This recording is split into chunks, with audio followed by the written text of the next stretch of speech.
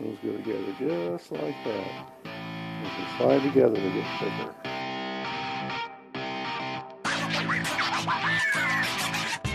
This is Dave on the Crafted channel. It's a couple days before Christmas, and I'm surveying all of my projects, and I have a little bit of mail to open.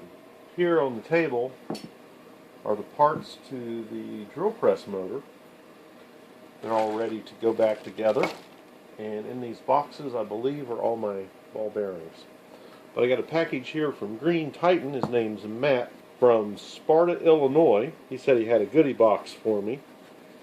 Now Matt is dabbling around in the machinery auction world, and he's been buying toolboxes and tool cabinets and machines, and quite an interesting story. And he's starting to accumulate a lot of extra duplicate tools. So he said he was going to send some of them to me. And let's see what we got here. Looks like we have some taps. Very cool. This is a Greenfield. Been trying to collect Greenfields. What is the size? 1224. And there's a 1032. And was that Greenfield also? Yep. Beautiful condition. Beasley USA tap, 1032. Another Greenfield, 1024. And some of these, by the way, like this is a bottoming tap. This is a gun tap. Two of these are gun taps here, which push the chip forward. Here's another bottoming tap, or a middle tap. This is a Beasley 836. Let's see here, we got a lot of gun taps in here.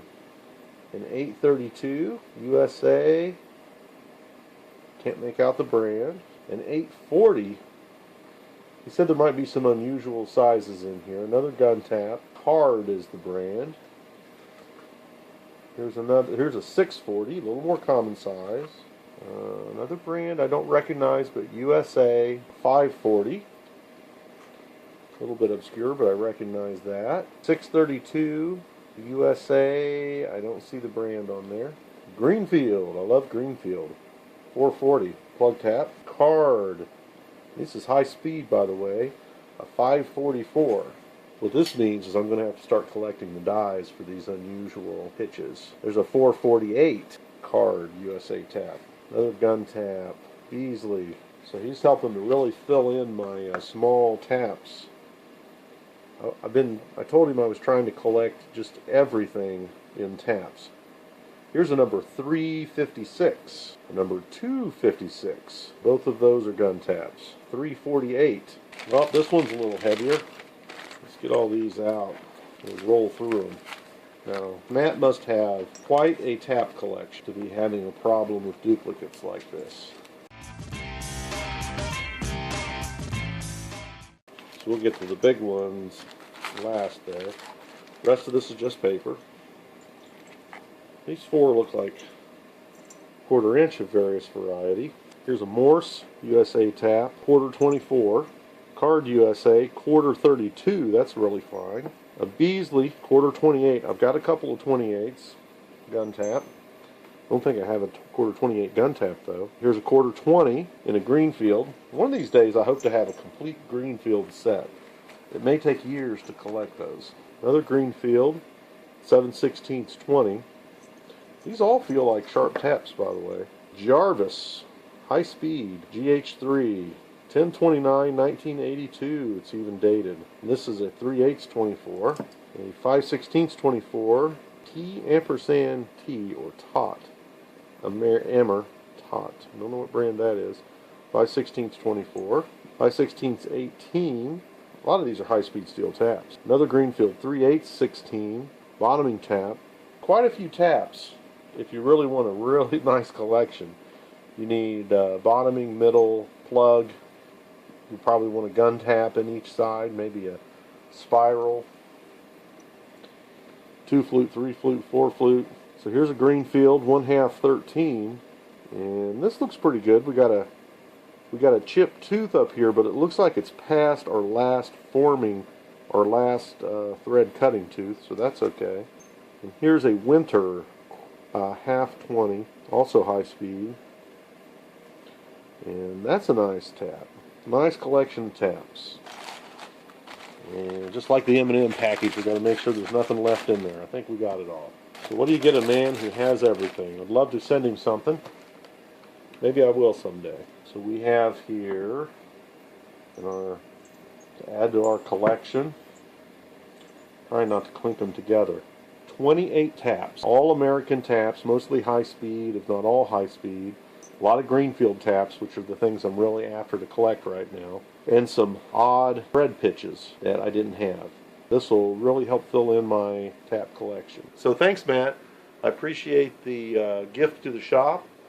We'll put these to good use. I'm sure you'll see them used at some point in the future.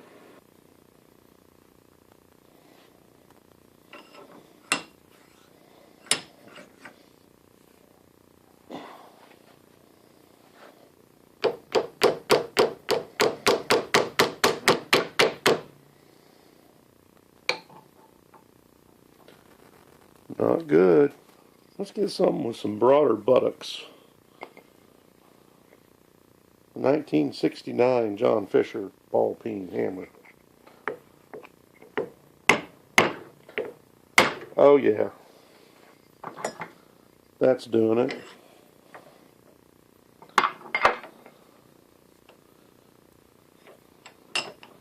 Now I'm going to roll this and do it from the other side. We want to be fair in our hammer and chisel mechanicking.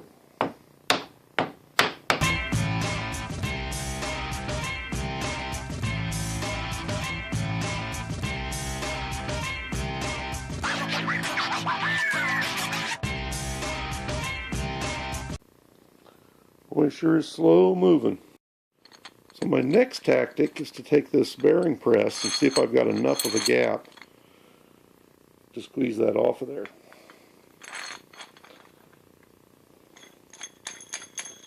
I realize this is meant for being used in a hydraulic press, but I'm hoping to use its wedgy nature to give this thing a wedgie.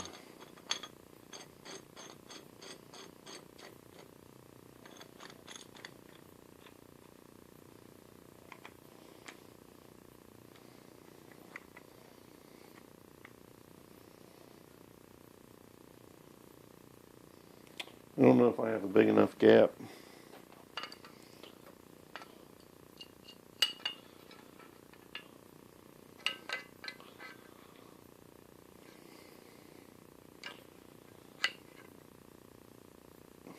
Nope, let's try a smaller one.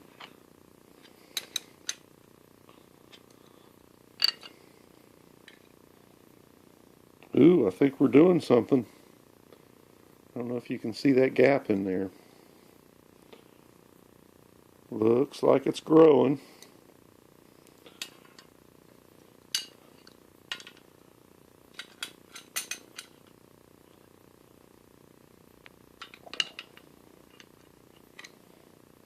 Oh yeah.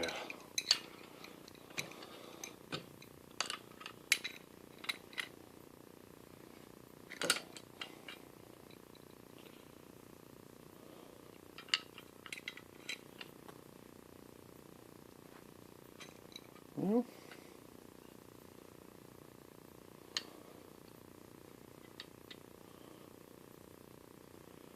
okay, so it's driving under this end, but not this end.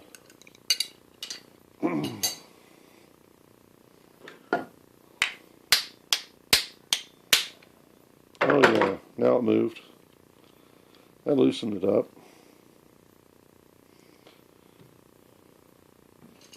You know, it's funny, I thought I could feel that cap wiggling on there.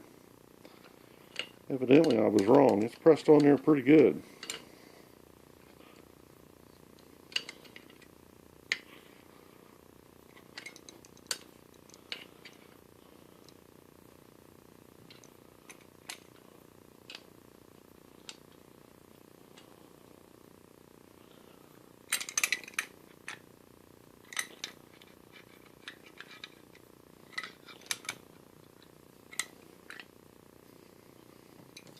And we are definitely increasing that gap.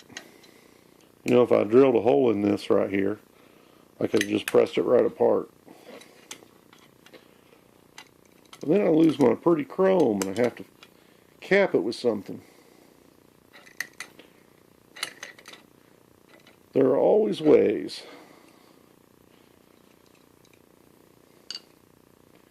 You can see those getting driven under. Driven under more here than here. Again, I think.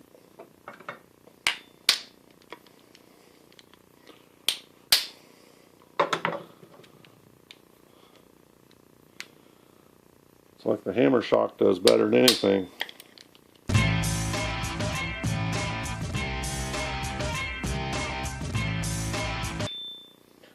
Not getting loose anymore.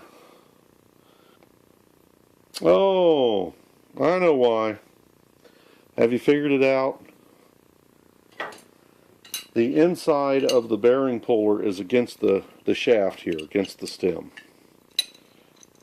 So it pays not to get too aggressive with things.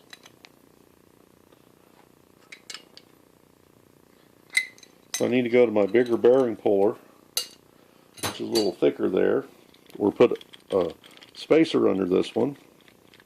You can see the marks in there. I can see some little pressure marks right there too, where it was contacting. So we'll just do this one by hand. Oh yeah, that loosened it up.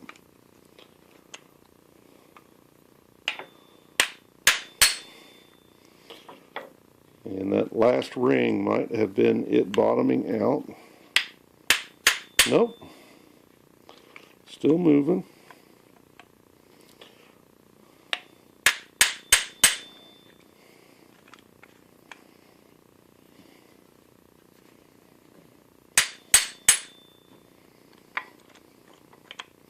At some point this thing's going to fall off.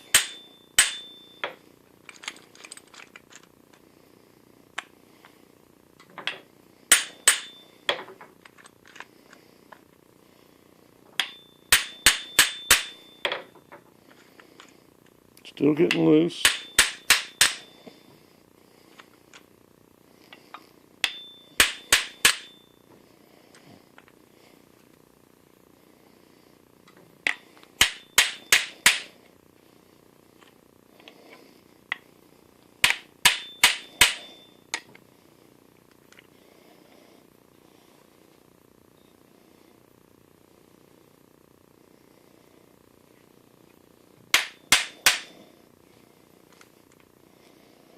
Now it's not getting any looser.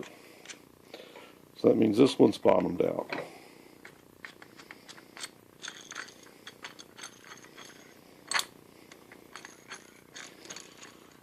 But I bet I can go back to my first way, my hoping for a miracle way, and get the rest of the way apart now easy.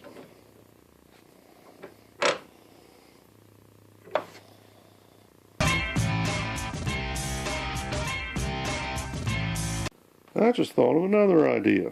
If they're big enough, ooh, they are. Look at that. These are chuck wedges.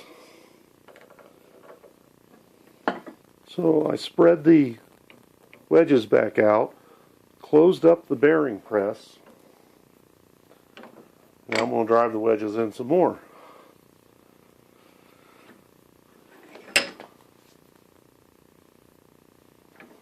What have I done wrong? Nope, that's all right.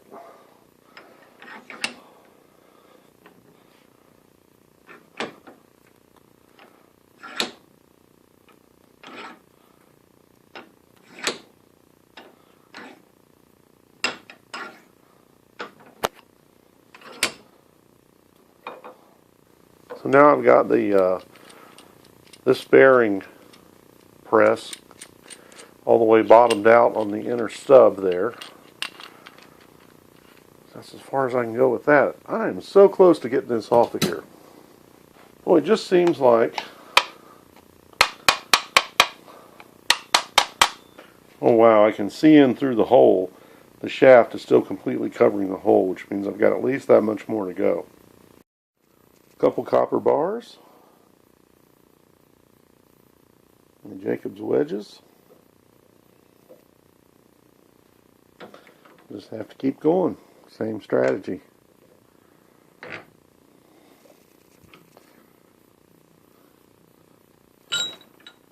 Oops. Oh, so the tangs come through and push that bar off. So that means I need to reset it. Put that bar under the tang. And continue.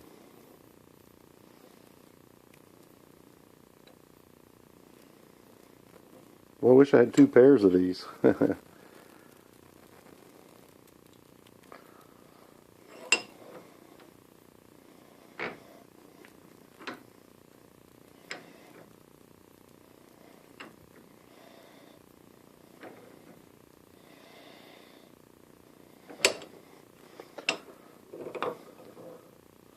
Ah, now I can see through the hole the edge of the thing. So we're getting somewhere.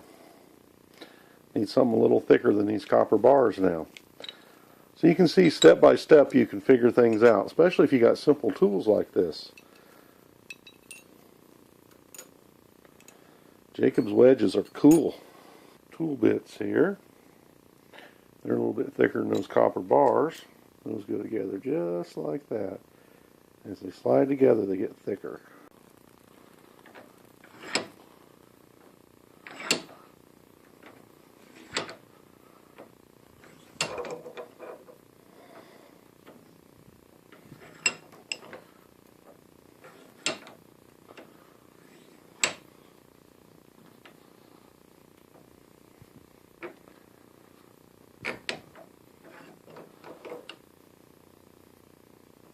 Maybe I can turn these copper bars upright.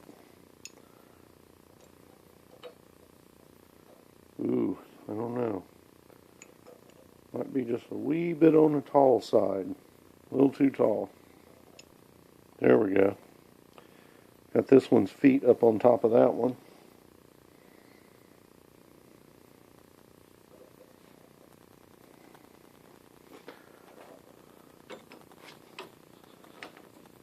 Just one little trick after another. Not trying to catch this stuff. Oh, there it is. Come apart. Put my tools away immediately. So there we are. Got my part off. It'll be easy to chuck up in the lathe now. Boy, this drill press restoration just keeps getting deeper and deeper. So the more I look at this part, the shaft that presses in here is a lot longer than that surface area is inside of here. That surface area is only about, I'd say 400 thousandths. But this nub is a lot longer. So it's only like from my fingernail to here where it's actually pressed on, which explains why the pinhole is so far in. And the thing's not going through there straight, it's going through at an angle. And I don't know. If I can time these perfectly, I can put the same pin back in the same hole. But I'm really probably going to have to find a new way to lock it on. Probably drill and do a new pin. I do have tapered reamers. I could do a tapered pin, but I don't have any tapered pins. Probably what I should do is a roll pin that goes all the way through, like an 1/8 inch roll pin. Would be appropriate here. Oh, this part was heavier than expected. It's not pop metal. It's cast iron, I think. So it's the next morning after I got this pressed on. I got this blind pin out of here, and then this was pressed on, and it was a blind press in. I was able to get that apart. So that was two pretty decent accomplishments. I wanted to cover in a little more depth why I chose this 11 millimeter by 1.5 thread. I'm going to try to talk mostly in SAE terms here. When I measure these holes, I'm getting like 365, 363, 359.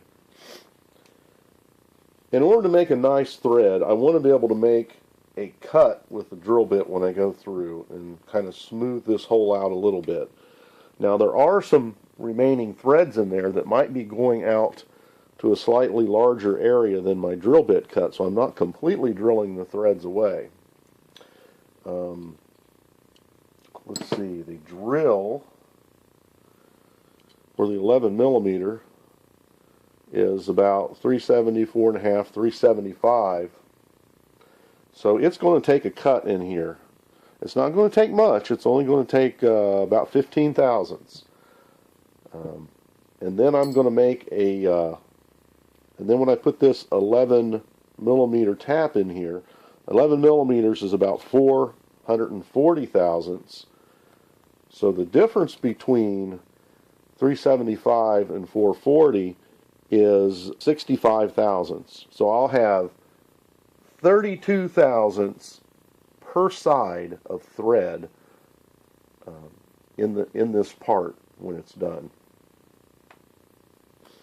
And that's about a normal, that's roughly what we have here if we look at these, if we look at the thread on this 11 millimeter.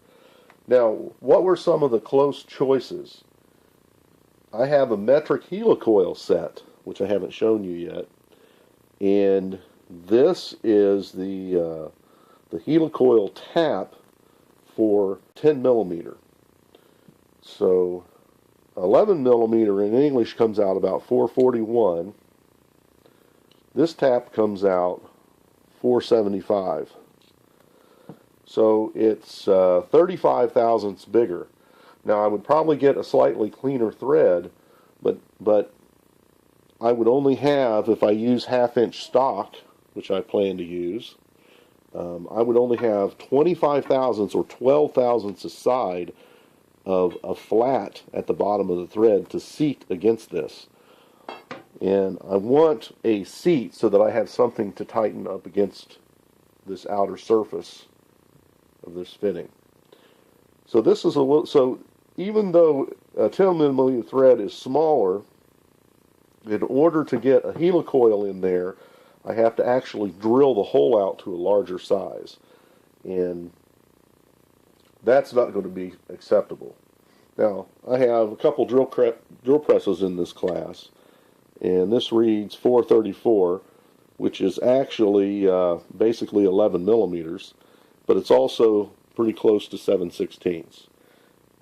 So I'm trying to avoid going up to a really large, like 9/16 post here. So the 1/2 inch is even looks substantially larger when you look at it, but it's only about 65 thousandths bigger than this shaft. So I hope that kind of makes sense. I kind of felt like the prior time I recorded this explanation, it didn't really make any sense. But that's why I chose this 11 millimeter thread to make this repair. Now, when we get this threaded, we're going to turn these down to 11 millimeters, use a die to put 11 millimeter threads on them, and I'm going to make 3 shafts like this. Now, I'm not happy with the appearance of this shaft, but actually I can spin this in the lathe under Scotch-Brite and get it shiny, and coat this with 3-in-1 oil, and it'll stay nice for a very, very long time. Now, I would really like to have a nickel plating set so I could nickel plate stuff like this. And maybe I'll splurge and buy that, and we'll nickel plate these arms at some point. So that's my only remaining dissatisfaction with this project, is that I don't have a plated metal in this handle. And so eventually it's going to get rusty from the oils and salts in your hands when you use it. So there we go. So I'm going to put my 10 millimeter helicoil kit back, and that turns out not to be the solution here. But it's really a good idea to constantly be adding to your thread making capabilities. You know, I have SAE, I have which is English threads, I have metric threads, I have helicoils. I don't have a time search set. Those things are really expensive.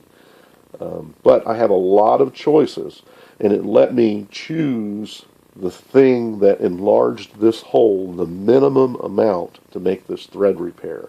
So I'm taking the least amount of material possible away.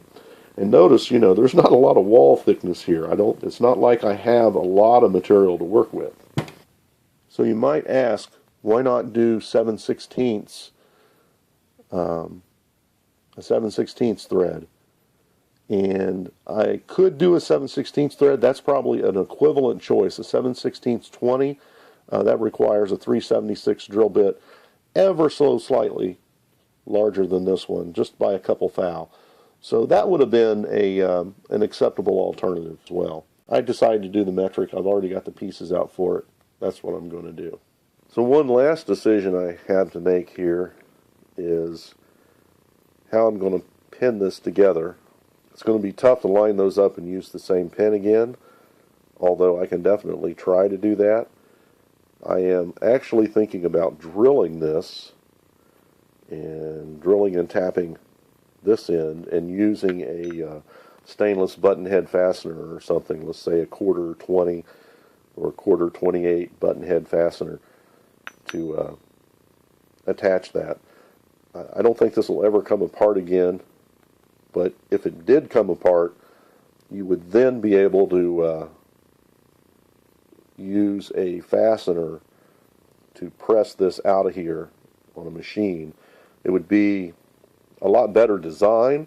I understand why they make it this way. They want the minimum number of parts and assembly procedures, and you know, this drill press is 30 years old. It made it well out of warranty before it had any failures. Just to satisfy myself as a workman, it's kind of tempting to do that. And I can make that look like it was factory. People wouldn't even notice it. Now I would have an interrupted thread cut here, depending on how far I drilled that in, because of this drilled hole goes to the middle. So I would be drilling through that hole. I'll have to think about it. We'll see what I do. So we're going to make a drill bushing, and I'm going to